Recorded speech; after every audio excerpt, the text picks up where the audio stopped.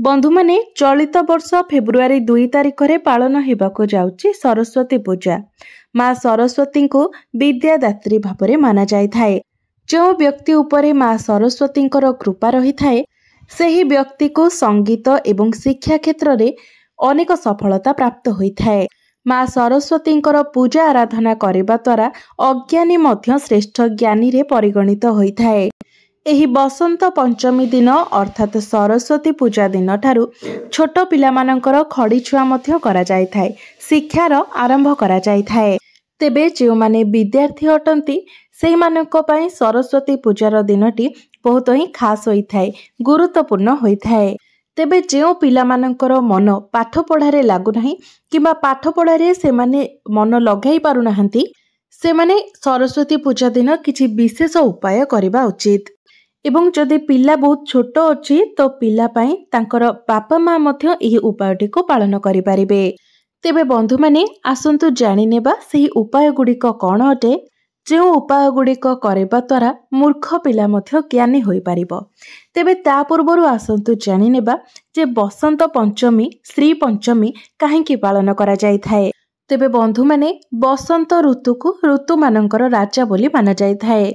माना जाय थाए जे सृष्टिकर्ता विष्णुकर मुखरू एही बसंत पंचमी दिन ही ज्ञान एवं विद्यार देवी माँ सरस्वतींकर प्रकट होइथिला। सेथिपाई जो माने विद्यार्थी अटंती संगीतज्ञ अटंती से माने निजर आराध्य देवी माँ सरस्वतींकर पूजार्चना करिथांती। तेबे बसंत पंचमी को नहीं अनेक पौराणिक तथा रहिछि। बंधु माने सृष्टिकर्ता सृष्टिर रचनाकर्ता ब्रह्मा जेतेबेले एही सृष्टिर रचना करिथिले सेतेबेले से एही कथार ध्यान रखिथिले जे वातावरण जेपरि शांत रहिबो एवं एठारे जेमिति कोनोसी प्रकारर कोलाहल नहेबो। तेबे ए सबु करिबा परे भी ब्रह्मा को संतुष्टि मिली नथिला। सृष्टिर रचना करे सारिबा परे समग्र सृष्टि तांको सुनसान एवं निर्जन लागिला। सेतेबेले ब्रह्मा श्री विष्णुଙ୍କ ठारू अनुमति नै निजर कमंडलरू पृथ्वी उपरको किछि जल छिचिले एवं सेही जल जेतेबेले पृथ्वी रे पड़िला तो पृथ्वी रे एक अद्भुत कंपन सृष्टि हेला एवं एक अद्भुत शक्ति रूपरे चतुर्भुजा सुंदरी नारींकर उत्पत्ति हेला। सेही देवींकर गोटिए हातरे बीणा द्वितीय हातरे बरमुद्र थिला एवं अन्य दुईटी हातरे पुस्तक एवं माला रहिथिला। तो ब्रह्मा सेही नारी को बीणा वादन करने को अनुरोध कले एवं सेही देवींकर बीणा वादन करबा परे संसारर सबु जीव मानंकु बाणी प्राप्त होइथिला एवं सेही देवी को ब्रह्मा सरस्वतीर नाम देइथिले एवं तांकु ही आमे माँ सरस्वती भावरे पूजा करिथाओ एवं एही देवी बाणी सहित विद्या एवं बुद्धि मध्य प्रदान करिथिले एवं सेही तिथिटी बसंत ऋतुर पंचमी तिथि थिला। तो सेथिपाई बसंत पंचमी अर्थात बसंत मासर पंचमी तिथि रे आमे माने माँ सरस्वतींकर पूजा करिथाओ। एही दिन माँ सरस्वती को बागेश्वरी भगवती शारदा वीणावादिनी एवं बाग्देवी सहित अन्य आहुरी अनेक ना द्वारा पूजा करा जाय थाए। तो बंधु माने जदि आपणकर पिलार मन पाठ पढ़ारे लागु नाही, पाठ तार मने रहु नाही एवं पिला छोट अछि तो आपण कोन करंतु ना एही सरस्वती पूजा दिन हलदिया रंगर फल आपण निज पिलार हातरे माँ सरस्वती निकटरे अर्पण करंतु। यह सहित आपणकर पिला जेउठारे पाठ पढुची तार स्टडी टेबल पाखरे आपण माँ सरस्वतींकर एक फोटोचित्र किंबा मूर्तिटीए छोट मूर्तिटीए आपण रखंतु। एपरी करिबा द्वारा पिलार ध्यान पाठ पढ़ारे केंद्रित हेबो, तार मन मध्य पाठ पढ़ारे लागिबो एवं जहा पाठ पढ़िबो तार मने मध्य रहिबो। एहा सहित जदि आपण निजे विद्यार्थी अटंती आपणकर पाठ मने रहु नाही किंबा पाठ पढ़ारे आपणकर मन लागु नाही तो सेथिपाई आपण एक मंत्रर मध्य जप करि पारिबे। तो आपण बसंत पंचमी दिन जेतेबेले माँ सरस्वतींकर पूजा करूछंती तो माँ सरस्वतींकर मूल मंत्र ओम सरस्वती नमः एही मंत्र को 108 थर जप करंतु। एपरी करिबा द्वारा निश्चित भाबरे आपणको लाभ प्राप्ति हेबो। एहा व्यतीत जो पिला मानकर कथा कहबारे समस्या अछि, तांकर कथा कहबा बेले पाटी लागुछि किंबा कोनोसी प्रकारर भी बाणी दोष रहिछि तेबे आपण सरस्वती पूजा दिन चांदीर गोटे पेन किंबा जहाँ लेखनी रही थाए आपण ता नियंतु एवं केसर रे आपण निजर पिलार जीभरे श्री सरस्वती नमः एही मंत्रटी को लेखि दियंतु। एपरी करिबा द्वारा आपणकर पिलार बाणी दोष शेष होइजिबो। आपणक पिला ठीक भाबरे कथा कहि पारिबो, पिलार भाषा स्पष्ट हेबो। एवं जदि आपणक पिलार आपण विद्यारंभ करूछंती तो सेतेबेले मध्य आपण एही सरस्वती पूजा दिन जदि पिलार जीभरे आपण चांदीर पेन किंबा चांदीर लेखनी रे आपण महुरे बुड़ाई पिलार जीभरे ओम सरस्वती नम लेखंती तो आपणकर पिला निश्चित भाबरे बुद्धिमान हेबो एवं पिलार बाणी मध्य मधुर हेबो।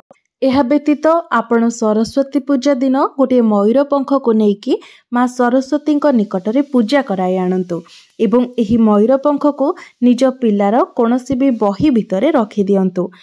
माँ सरस्वती निकटरे पूजा कराइबा फଳରେ मयूर पंखटी अभिमंत्रित होइजिबो एवं एहा आपणक पिला को तार मन को पाठ पढ़ारे केंद्रित कराइबारे साहाय्य करिबो, पिलार पाठ पढ़ा मने रहिबारे मध्य साहाय्य करिबो। तो सही मयूर पंख को आपण निज पिलार स्टडी टेबुल पाखरे किंबा कोनोसी बही भितरे रखि दियंतु। तेबे ध्यान रखिबे मयूर पंखटी जेपरि संपूर्ण रूप से भल थिबा दरकार, जेमिति केउठारु खंडित न होइथिबो सेथिप्रति आपण ध्यान रखिबा उचित। एहा व्यतीत आपण सरस्वती पूजा दिन गोमाता को 3टी रुटी खाइबाको दियंतु। जदि आपणको निज घरे गाय अछि तो बहुत भल कथा, जदि आपणको घरे गाय नाही तो रास्ता रे जदि मध्य आपण गाय देखुछंती तो आपण सेही गाय को 3टी रुटी खुआई दियंतु किंबा घर पाखरे जदि कोनोसी व्यक्तिंकर घरे गाय अछंती तो सेही गाय को मध्य आपण रुटी खुआई पारिबे। तो सरस्वती पूजा दिन आपण कोनोसी भी एक गाय को 3टी रुटी खाइबाको दियंतु। तेबे एही कामटी को आपणको सकाळु सकाळु ही करिवार अछि। तो बंधु माने एही उपाय गुड़िक जदि आपण निष्ठार सहित पालन करंती तो 3-4 दिन मध्य ही आपण तफात देखिबाको पाई परिबे। एही सब उपाय गुड़िकर शुभ परिणाम आपण देखिबाको पाई परिबे। तो बंधु माने एबे मु आपणको एपरि एक उपाय विषय कहिबाको जाउछि जे उपायटी करिबा द्वारा आपण जदि कोनोसी परीक्षा रे बारंबार फेल हेउथिले, असफल हेउथिले किंबा आपणको निजर इच्छा मुताबक चाकरी मिली पारु नथिला तो सेथिपाई एही उपायटी आपणको बहुत सहाय्य करिवो। तेबे एही उपायटी को आपणको 2 दिन पालन करिवार अछि। तो बंधु माने सेथिपाई आपणको घर निकटरे जदि कोनोसी सरस्वतींकर मंदिर अछि किंबा सरस्वती पूजा दिन जो विद्यालय रे सरस्वतींकर पूजा करा जाउछि किंबा जेउठारे भी माँ सरस्वती को पूजा करा जाउछि तो आपण ब्रह्म मुहूर्तरू उठी हलदी मिश्रित जल रे स्नान करि नियंतु एवं एक हलदिया रंगर वस्त्र परिधान करंतु। तापरे आपण ता पूर्व दिन ठारू बजाररू एक वीणा किनि आनिथिबे एवं सेही दिन आपण जेउठारे माँ सरस्वतींकर पूजा करा जाउथिबो सेही स्थान को जांतु। माँ सरस्वती को आपण धला रंगर चंदन, धला एवं हलदिया रंगर फूल, हलदिया रंगर फल एवं केसर मिश्रित खीरी अर्पण करंतु। तापरे माँ सरस्वतींकर आळती करंतु एवं माँ सरस्वतींकर मूल मंत्र मध्य जहाँकि ओम सरस्वती नमः एही मंत्र को 108 थर जप करंतु। तेबे रुद्राक्ष माला द्वारा आपण मंत्रर जप करिवे।